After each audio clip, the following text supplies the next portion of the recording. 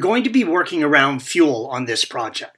So begin by working in a well-ventilated area that is free of any source of heat or open spark, including incandescent shop lights.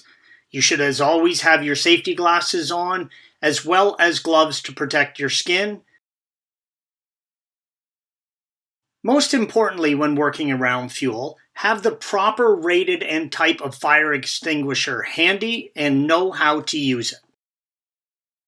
Begin by opening the fuel filler door and removing the gas cap. This will help relieve pressure in the system. You will need to remove the rear bench seat to access the sensor, so please see the link at the end of this video for an article and video on seat removal and additional assistance. You will have to remove the rear bench seat and padding, and then you will see an access cover for the fuel filter and sensor under the rear left seat.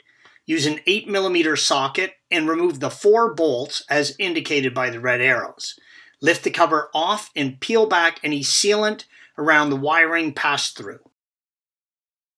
The fuel pressure sensor is located in the lid of the fuel filter and can be replaced without removing the retaining ring or the pump, red arrow.